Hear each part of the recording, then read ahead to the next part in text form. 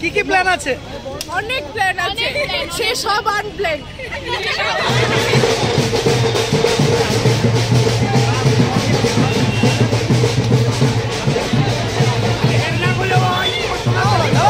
চলো না, মাথা না, তোমার মাথাটা কেন?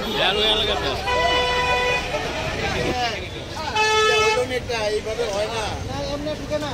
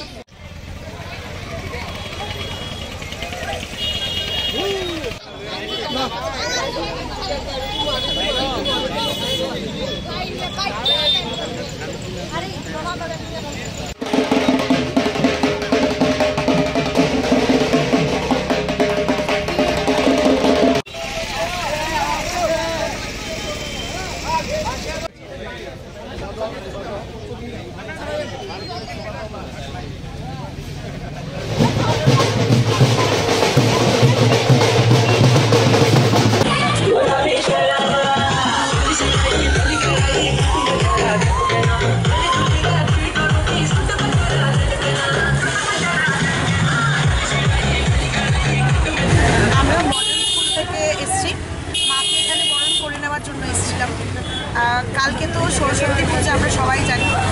ছাত্রছাত্রীদের মধ্যে খুবই একটি উৎফুল্লতার একটি চিত্র আমরা দেখতে পাচ্ছি। সাথে আমরা শিক্ষক শিক্ষিকারা তো খুবই উৎসুক মাকে বরণ করে নেওয়ার জন্য। এই দিনটির জন্য আমরা সবাই অ্যাকচুয়ালি সকলেই অপেক্ষা করে থাকি। অ্যান্ড বছরে এই একটি দিনের জন্য ছাত্রছাত্রীদের মধ্যে যে এই যে একটি বিরাট উদ্দীপনা, সেটার জন্য আমরা প্রস্তুতি নিচ্ছি। মাকে আজকে নিয়ে যাব। কালকে আমাদের স্কুলে সকাল 11টায় আমাদের পুজো শুরু হবে।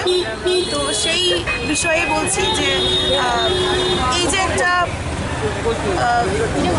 একটা উদ্দীপনা, একটা এক্সাইটমেন্ট থাকে স্টুডেন্টসদের মধ্যে, আশা করছি এটা আগামী দিনেও এটা ঠিক এইভাবেই থেকে যাবে।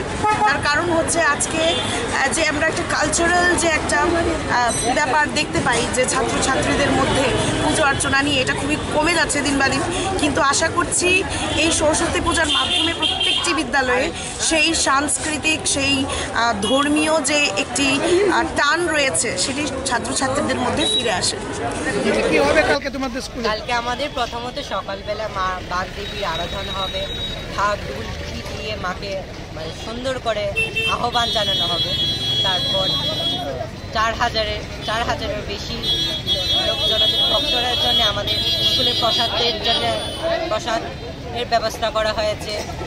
প্যান্ডেল করা হয়েছে বসার জন্য সবার। ঢাক থাকবে, ঢোল থাকবে, বাজনা থাকবে, সব কিছু আনন্দে আমাদের পূজাটা ভালো করে কাটাবো। আমাদের স্কুল থেকে প্রত্যেক নাগরিক, মাননীয় মুখ্যমন্ত্রী, মাননীয় মেয়র সাহেব, সবাইকে জানাচ্ছি আপনারা আমাদের স্কুলে আসবেন, এসে প্রসাদ গ্রহণ করবেন, আমাদের স্কুলকে দেখবেন, পূজার আনন্দ নেবেন। তোমাদের স্কুলের তো একটা ঐতিহ্য রয়েছে যে স্টুডেন্টরাই পুজো করে, এবারে কি এরকম থাকবে? হ্যাঁ, এবার স্টুডেন্টরাই পুজো করছে, সবই স্টুডেন্টরা পুজো করছে।